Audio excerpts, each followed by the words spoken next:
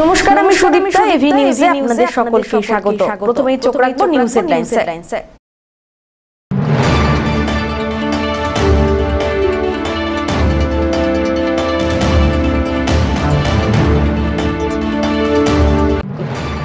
Video পরিদর্শনের পরেও মেলেনি আবাসের ঘর, জেলা শাসকের দরবারে চা শ্রমিকরা।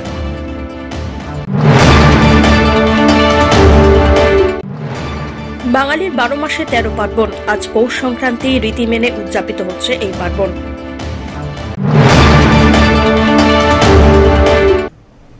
এবার আসছে বিস্তারিত সংবাদে। ভক্ষকের ভূমিকায় রক্ষক। জলপাইগুড়ির রাজগঞ্জ থানার সেকেন্ড অফিসার সুব্রত গুণের বিরুদ্ধে ধর্ষণের অভিযোগ উঠল, আর সেই অভিযোগের ভিত্তিতে পুলিশ অফিসার সুব্রত গুণকে প্রথমে ক্লোজ করা হয়। এরপর তাকে গ্রেফতার করে জলপাইগুড়ি আদালতে হাজির করল পুলিশ। অভিযোগ, শিলিগুড়ির এক মহিলাকে তদন্তের নাম করে ডেকে ধর্ষণ করেছেন ওই অফিসার। ধর্ষণ সহ একাধিক ধারায় মৃত অফিসারের বিরুদ্ধে মামলা দায়ের করেছে পুলিশ। এদিন তাকে জলপাইগুড়ি আদালতে হাজির করা হয়। পিনাকি শীলের রিপোর্ট, এভি নিউজ। কিছু বলবেন? কেন নেওয়া হয়েছে কিছু বলবেন? কি বলবেন? যত ধর্ষণের অভিযোগ আনা হয়েছে কি বলবেন?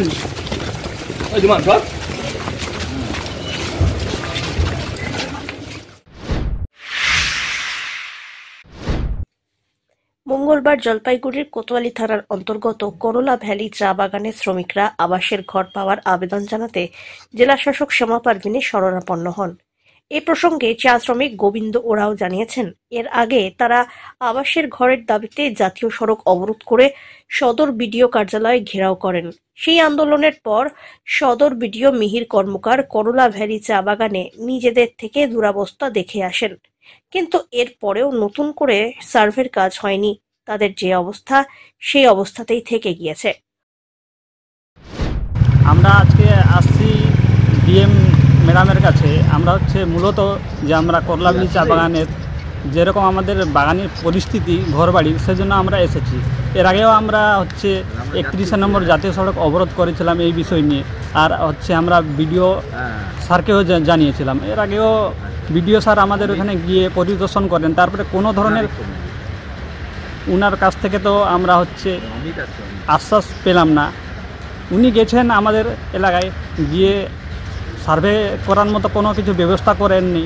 তারপরে যা পরিস্থিতি একই আছে, সেজন্য আমরা এসেছি আজকে ডিএম ম্যাডামের কাছ থেকে। এখন দেখা যাক উনার সাথে কথা বলে উনি কি বলেন।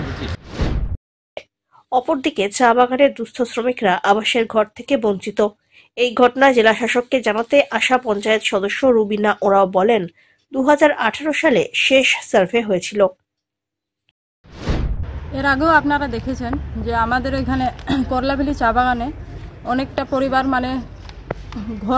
ঘর নাই তাদের। আমরা এর আগেও বিডিও অফিসে এই বিষয় নিয়ে কথা বলেছিলাম, কিন্তু ভিডিও থেকে আমরা কিছু সাড়া পাইনি। সেই জন্য আমরা আজকে ডিএম অফিসে দ্বারস্থ হয়েছি। আপনাদের কি ঘরের ক্ষেত্রে কি অনিয়ম হয়েছে? হ্যাঁ, অনিয়ম হয়েছে বলে তো মনে হচ্ছে। তো এখন পর্যন্ত এর আগেও তো একবার অবরোধ করলেন, ভিডিও আসছিল আপনাদের পরিদর্শনে, তারপরে কি হলো? তারপরে তো কিছুই সারাই তো পেলাম না, সেই জন্য আজকে ডিএম ম্যাডামের সাথে দেখা করতে এসেছি। দেখি এখন ডিএম ম্যাডাম কি বলে। আগে যা ছিল তাই পরিস্থিতি রয়েছে, সেটাই আছে। কেউ এখনো পর্যন্ত সার্ভে করতে যায়নি সেখানে।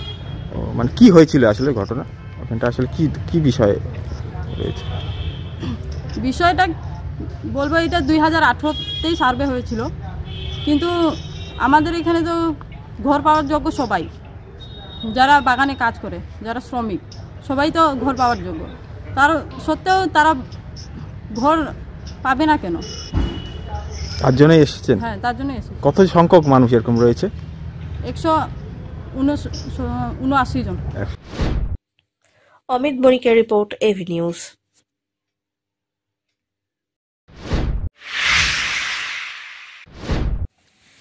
অস্থির বাংলাদেশ। উন্মুক্ত সীমান্তে শুরু হয়েছে কাঁটা তারের বেড়া দেওয়ার কাজ। তা শেষ করার পাশাপাশি জলপাইগুড়ি সদর ব্লকের বেরুবাড়ি সীমান্তে আরও একটি নতুন চৌকি তৈরির কাজ শুরু করতে চায় বিএসএফ। দইখাতা চৌকি থেকে পাঠানপাড়া, চৌকির মাঝে নতুন বস্তি এলাকায় তৈরি হবে এই নতুন সীমান্ত চৌকি। নতুন বস্তি এলাকায় নতুন করে সীমান্ত চৌকি তৈরি হলে সীমান্তে নজরদারির কাজ অনেকটাই সুবিধা হবে বলে মনে করছে বিএসএফ। এলাকায় 16 কিলোমিটার উন্মুক্ত সীমান্তে কাঁটা তারের বেড়া দেওয়ার প্রক্রিয়া শুরু হয়েছে। এই নিয়ে বিএসএফ এর আধিকারিকদের উপস্থিতিতে সীমান্তের বাসিন্দাদের সঙ্গে বৈঠক করেন জলপাইগুড়ি জেলা প্রশাসনের আধিকারিকরা। উপস্থিত ছিলেন সদর বিডিও মিহির কর্মকার। বৈঠকে জমি সংক্রান্ত বিষয় নিয়ে আলোচনা হয়। চৌকির জন্য বেশি দাম দিয়ে গ্রামবাসীর থেকে জমি কিনতে রাজি বিএসএফ। বিডিও জানিয়েছেন সদর্থক আলোচনা হয়েছে। হ্যাঁ, বিওপির জন্য বললাম তো, বিওপি হচ্ছে, ফেন্সিং হচ্ছে, দুটোই হচ্ছে।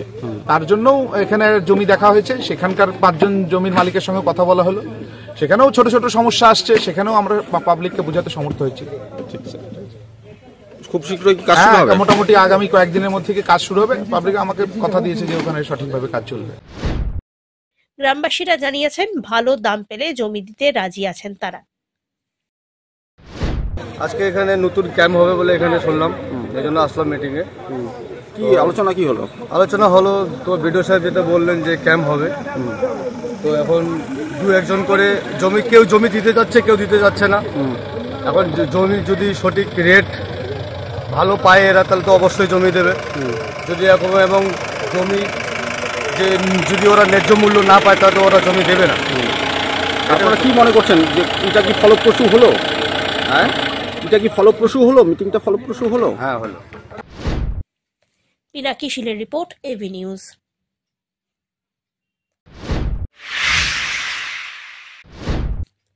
বাঙালির 12 মাসই 13 পার্বণ। পৌষ সংক্রান্তির রীতিনীতি মেনে উদযাপিত হচ্ছে এই পার্বণ। নতুন আমন ধান ঘরে ওঠার পর বছরের পৌষ মাসের শেষ দিন বা পৌষ সংক্রান্তির দিনে শুরু হয় পৌষ সংক্রান্তি উৎসব। পিঠে পুলি খাওয়ার উৎসব নামেও যা বাংলায় পরিচিত। পৌষ পার্বণকে সামনে রেখে পিঠে পুলি তৈরি করে সাড়া ফেলেছেন জলপাইগুড়ি পুরসভার 19 নম্বর ওয়ার্ডের মহান্তপাড়ার স্বনির্ভর গোষ্ঠীর মহিলারা। স্বনির্ভর গোষ্ঠীর সদস্যা শিল্পী গুহ জানান, পৌষ সংক্রান্তি উপলক্ষে পিঠে পুলি তৈরি হচ্ছে। বিভিন্ন ধরনের পিঠে পুলির চাহিদা সাধারণ মানুষের মধ্যে যথেষ্টই রয়েছে। 8ই জানুয়ারি থেকে শুরু হয়েছে রকমারি পিঠে তৈরি। পৌষ সংক্রান্তি উপলক্ষে আর এটার আমাদের চাহিদা খুব আছে। আমরা বিগত 9 বছর ধরে করে আসছি। আমাদের মানে অনেকেই অর্ডার দিচ্ছে, সেই অনুপাতে আমরা করে দিচ্ছি। ওনারা যা বলছে তাই আমরা করে দিচ্ছি। মানে এখান থেকেও কাস্টমার নিয়ে যাচ্ছে, বাড়িতে পৌঁছে দিচ্ছে? হ্যাঁ হ্যাঁ। বাড়িতে কিভাবে পৌঁছে দিচ্ছেন? বাড়িতে ওনারা এসেও নিয়ে যাচ্ছে, আবার আমরাও গিয়ে পৌঁছে দিচ্ছি। যদি কেউ অর্ডার করে? যদি কেউ অর্ডার করে, কাছাকাছি, খুব দূরে পাচ্ছি না। সেক্ষেত্রে মানে যেটা মূল্য আর কি, সেটা কিরকম ভাবে নেবেন? মূল্য পাটিসাপটা যেমন ক্ষীরেরটা 25 টাকা 30 টাকা, আর নারকেলেরটা 20-25 টাকা, এরকম মুগের পুলি 25 টাকা 20 টাকা, তারপরে মালপোয়া আপনার 15 টাকা, দুধ পুলি 25 টাকা 30 টাকা, এইভাবে যাচ্ছে আর কি। এক ক্রেতা জানিয়েছেন, বিগত বছরের মতো এবছরেও পিঠে কিনেছেন বাড়ির জন্য। মূলত এখানে টেস্ট এবং হাইজিনিক মেনটেন করে হয় পিঠে পুলির পসরা, তাই এখান থেকেই পিঠে কিনে নিচ্ছেন তারা। আনন্দ করে করছেন। আর দ্বিতীয়ত টেস্ট অ্যান্ড হাইজিনিক এরা এত ভীষণভাবে এরা মেনটেন করে, বা আমার পাশেই বাড়ি, ভীষণভাবে মানে দেখছি এবং ভীষণভাবে ইনফ্লুয়েন্স হচ্ছে। মানে এরা আনন্দ করে করছে, তার থেকে বড় কথা হাইজিন মেনটেন করে, আর ভীষণ টেস্ট, একদম মায়ের হাতের টেস্ট যেরকম হয় আর কি, ওইভাবে এরা যত্ন সহকারে করছে, তাই এখানে আসে। মানে এবার কি প্রথম নিয়ে যাচ্ছেন নাকি? না না না না, প্রতি বছর ওনারা করেন এবং প্রতি বছর আমরা এখান থেকে। সব্যসাচী মজুমদারের রিপোর্ট, এবি নিউজ।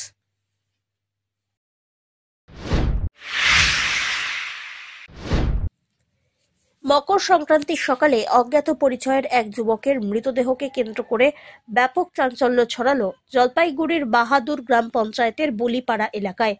স্থানীয় একটি পুকুরে এদিন সকালে মৃতদেহ ভাসতে দেখেন বাসিন্দারা। অজ্ঞাত পরিচয়ের যুবক এখানে কিভাবে এলো, কিভাবেই বা তার মৃত্যু হয়েছে, তা নিয়ে সৃষ্টি হয়েছে ধোঁয়াশা। কোতোয়ালি থানার পুলিশ এসে দেহ উদ্ধার করে ময়না তদন্তের জন্য নিয়ে যায়। পাশাপাশি ঘটনার তদন্ত শুরু করেছে পুলিশ। যুবকের পরিচয় জানারও চেষ্টা চলছে।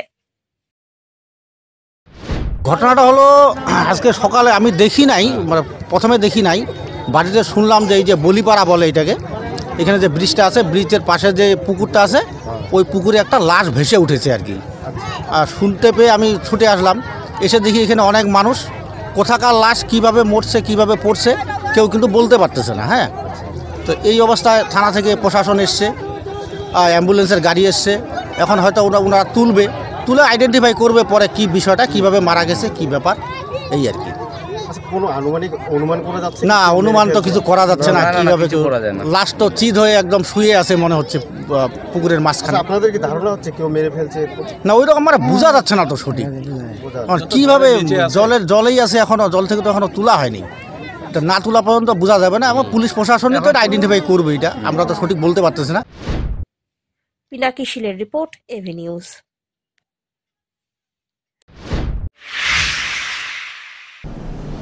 নিয়ে নিচ্ছে ছোট্ট একটি বিরতি, ফিরে আসছি বিরতির পর, সঙ্গে থাকুন। আনন্দ সংবাদ, আনন্দ সংবাদ। জলপাইগুড়িতে এই প্রথমবার জিন্দাল গ্রুপ অফ কোম্পানির জেএসডব্লিউ পেইন্টস নিয়ে এলো আপনাদের সুপরিচিত আগারওয়ালা ট্রেডার্স। সর্বভারতে প্রথমবার যে কোনো কালার পাবেন এক দামে, পাবেন চন্দন সুগন্ধিযুক্ত ওয়ালপুটিও। এছাড়াও ডিস্টেম্পারের থেকে সামান্য কিছু বেশি দামে পেয়ে যাবেন প্লাস্টিক পেইন্ট, রয়েছে অ্যান্টি মসকুইটো পেইন্ট, এছাড়াও রয়েছে প্রাইমার এবং তারপেনবিহীন সরাসরি ব্যবহারযোগ্য এনামেল। রং ম্যাচিং ও প্রোডাক্টের বিবরণ কোম্পানির অভিজ্ঞ লোক দ্বারা সাহায্য করা হয়। অধিক কভারেজ এবং গ্যারান্টি যুক্ত এবং সকল প্রোডাক্টে রয়েছে আকর্ষণীয় ছাড়। তাই দেরি না করে আজই আসুন আমাদের ঠিকানায়। আমাদের ঠিকানা Agarwala traders, Shantipara public bus স্ট্যান্ডের বিপরীতে। যোগাযোগ করুন 8927362340 অথবা 9775195041 এই নম্বরে। একাধিক দাবি দাওয়া নিয়ে আন্দোলনে নামল পশ্চিমবঙ্গ নস্য শেখ উন্নয়ন পরিষদের জলপাইগুড়ি জেলা কমিটি।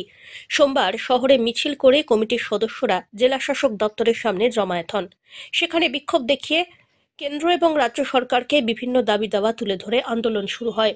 কেন্দ্রীয় সরকার ওয়াকফকে কেন্দ্র করে সংশোধনী বিল 2024 লাগু করতে চাইছে। কমিটির দাবি, এই ধরনের বিল বাতিল করতে হবে, তা না হলে ক্ষোভের সৃষ্টি হচ্ছে সংখ্যালঘুদের মধ্যে। রাজ্য সরকারের কাছে জেলা শাসকের মাধ্যমে 13 দফা দাবি তুলে ধরা হয়। রাজ্য সরকার চাইছে ওয়াকফ বোর্ডের নিজের ইচ্ছামতো সদস্য রাখতে। এরই প্রতিবাদ জানানো হয়েছে। জেলা শাসক সিদ্ধান্ত নেবেন কোনটা ওয়াকফ সম্পত্তি, কোনটা নয়। কিন্তু এভাবে বিচার করা সম্ভব নয়। এই দাবি মূলত কমিটির। 12.5 লক্ষ একর জমি রয়েছে ওয়াকফ সম্পত্তি, 8.5 লক্ষ প্রতিষ্ঠান রয়েছে। কেন্দ্রীয় কমিটির সম্পাদক আমিনাল হক এ বিষয়ে কি বললেন, শুনে নিন। আজকে এই ডিএম ডেপুটেশন হচ্ছে, দুটো ডেপুটেশন আছে। একটা হলো কেন্দ্র সরকারের যে ওয়াকফ সংশোধনী বিল তারা নিয়ে এসেছে, সেই ওয়াকফ সংশোধনী বিল প্রত্যাহারের জন্য আমরা রাষ্ট্রপতির উদ্দেশ্যে একটা ডেপুটেশন দেব। আর আমাদের বাংলার মুখ্যমন্ত্রীর কাছে আমাদের 13 দফা দাবি নিয়ে আমাদের একটা ডেপুটেশন আছে, সেটাও ডিএম এর মাধ্যমে আমরা মুখ্যমন্ত্রীর কাছে দেব। কি নিয়ে আপনাদের আমাদের দাবি হলো, প্রথম যে ওয়াকফ সম্পত্তি ওয়াকফ সংশোধনী বিল 2024 তারা যেটা নিয়ে এসেছে, এটা আমরা মনে করছি এটা অত্যন্ত দুঃখজনক। আমরা ভারতীয় মুসলিম সমাজ এতে মারাত্মক মর্মাহত হয়েছে, আহত হয়েছে। কারণ ওয়াকফ সম্পত্তি মুসলিম সমাজের নিজস্ব সম্পত্তি, যেটা তারা আল্লাহর নামে দান করে দেয়। আমাদের মসজিদ, মাদ্রাসা, ঈদগাহ, গোরস্থান এসব হলো ওয়াকফ সম্পত্তি। তিনি সংশোধনী নিয়ে এসে বলছেন যে এই ওয়াকফ বোর্ড, কেন্দ্র সরকার বা রাজ্য সরকার, প্রত্যেক সরকারেরই আন্ডারে সে ওয়াকফ বোর্ড আছে, ওয়াকফ বোর্ডে তিনি তার পছন্দের লোককে ঢুকাতে চাচ্ছেন। দেখুন, আমাদের ধর্ম নিরপেক্ষ দেশ, অমুসলিমরা তো আমাদের শত্রু নয়, তারা আমাদের বড় ভাই। কিন্তু তারা যে ধর্মের মানুষ নয়, সেই ধর্মের যদি দায়িত্ব নিয়ে বসে তারা তো ভুল হবে। আর এই নিজেদের মধ্যে এই অশান্তিটা আমরা চাই না। আর একটা কথা তিনি বলছেন যে ডিস্ট্রিক্ট ম্যাজিস্ট্রেট বা ডিস্ট্রিক্ট কালেক্টরের কাছে সেই অধিকারটা ন্যস্ত করেছেন যে কোনটা ওয়াকফ সম্পত্তি, কোনটা ওয়াকফ সম্পত্তি নয়, সেটা তিনি ঠিক করবেন। এবং কতটুক তারা ব্যবহার করতে পারবে সেটাও ডিস্ট্রিক্ট কালেক্টর ঠিক করবেন। কিন্তু আমরা তো যেটা ওয়াকফ সম্পত্তি আমাদের যেটা রয়েছে, ওয়াকফ সম্পত্তি আমরা ডোনেট করে দিয়েছি, সেটা কতটুক দরকার সেটা তো আমরা ঠিক করেছি। সেটা তো কিছু প্রতিষ্ঠান আছে, 8.5 লক্ষ প্রতিষ্ঠান আছে, প্রায় 12.5 লক্ষ একর জমির উপর ওয়াকফ সম্পত্তিটা। সেটা তো ডিস্ট্রিক্ট কালেক্টর যদি এখানে মাথা লাগায় বা অন্য কেউ মাথা গলায়, বারবার এটা সংঘর্ষ হতে থাকবে। আমরা চাই ওয়াকফ সম্পত্তি কেন্দ্র সরকার এটা রক্ষণাবেক্ষণ করুক এবং এখান থেকে যে আয় রোজগার আসবে সেটা দিয়ে গরিব মুসলিম সমাজের আর্থসামাজিক উন্নয়নের জন্য ব্যবস্থা করুক। তারা যেন এটাকে হাতিয়ে নেওয়ার জন্য আইন না আনে। আমরা এই আইনটা প্রত্যাহারের জন্য রাষ্ট্রপতির কাছে আজকে ডেপুটেশন দেব। দীর্ঘ 7 বছর ধরে আপেল কুলের চাষ করে আসছেন গজলডোবার টাকিমারের নেপাল দাস। বিভিন্ন শাকসবজির পাশাপাশি 1 বিঘা জমিতে আপেল কুলের চাষ করে আসছেন তিনি।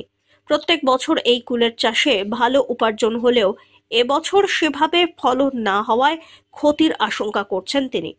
রাজগঞ্জ ব্লকের গজলডোবা এলাকার তিস্তার চরের কয়েকজন চাষি আপেল কুলের চাষ করছেন। তাদের মধ্যে নেপাল বাবু গত 7 বছর ধরে 1 বিঘা জমিতে আপেল কুলের চাষ করেন। চাষি নেপাল দাস জানান, বাজারে আপেল কুলের ভালো চাহিদা আছে। বাজারে চড়া দামে বিক্রি হচ্ছে এই কুল। গত বছর ভালো ফলন হওয়ায় লাভের ভালো মুখ দেখা গিয়েছিল, কিন্তু এবছর আবহাওয়ার জন্য আপেল কুল সেভাবে ফলেনি। আপেল কুল বলে, কেউ নারকেল কুল বলে। হ্যাঁ, কেমন চাষবাস কেমন? চাষবাস আছে মোটামুটি ছিল, এবছর কিন্তু ফলন নেই, ফলন কম। কি কারণে ফলন হচ্ছে না? ফলন ওয়েদারের কারণে। এবছর বৃষ্টি হয়েছে না, লাস্টে বৃষ্টিটা হয়েছে, ওই বৃষ্টিটা ফুলের সময় বৃষ্টি হয়েছিল, প্রচুর হাওয়া হয়েছিল, হাওয়ার কারণে ফলন নেই। কতটা জায়গায় চাষ করেছেন? 1 বিঘার মতো করছি। 1 বিঘাটা আমার 7 বছর আগেরই। এটা ওই প্রতি বছর ওই কাটিং করে দিতে কাটতে হয় গোড়া দিয়ে। এই আপনার এইবার কেমন ফলন হতে পারে বলে আশা করছেন? এবছর বেশি ফলন হবে না।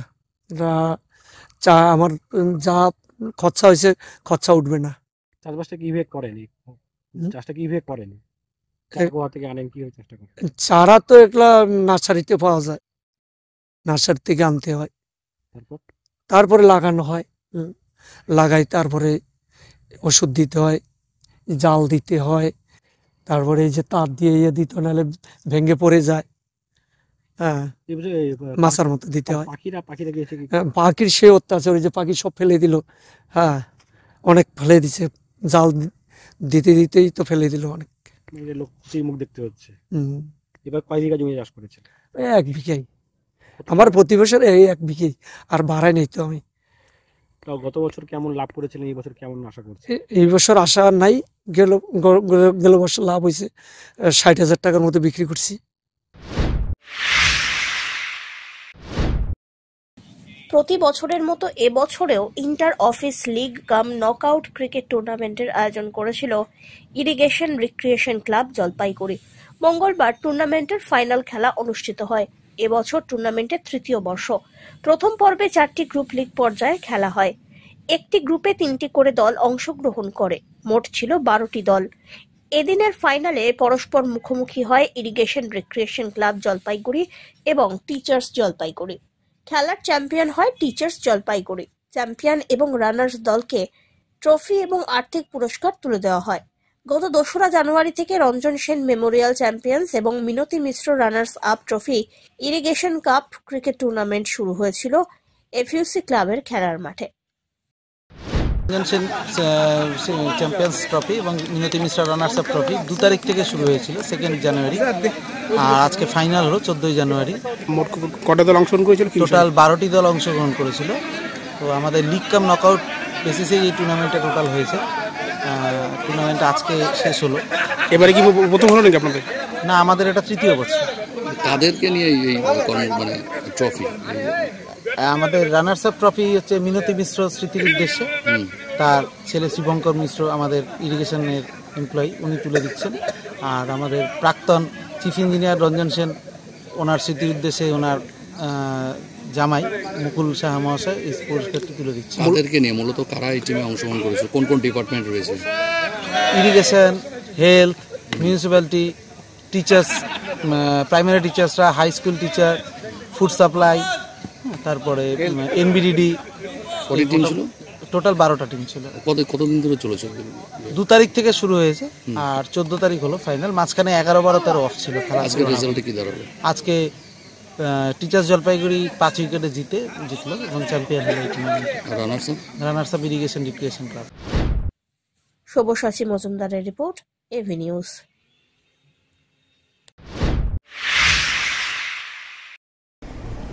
শেষ করবার আগে নিউজ হেডলাইন্স আরো একবার।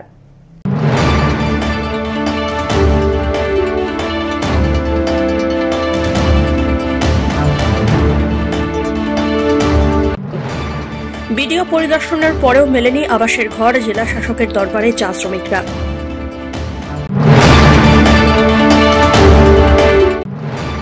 বাঙালির 12 মাসে 13 পার্বণ, আজ পৌষ সংক্রান্তি রীতি মেনে উদযাপিত হচ্ছে এই পার্বণ। শেষ করবার আগে নিউজ হেডলাইন্স আরো একবার। এখনকার মতো এভি নিউজ এ পর্যন্তই। পরবর্তীতে আসছি আরো সংবাদ নিয়ে। দেখতে থাকুন আমার বিশেষ। নমস্কার।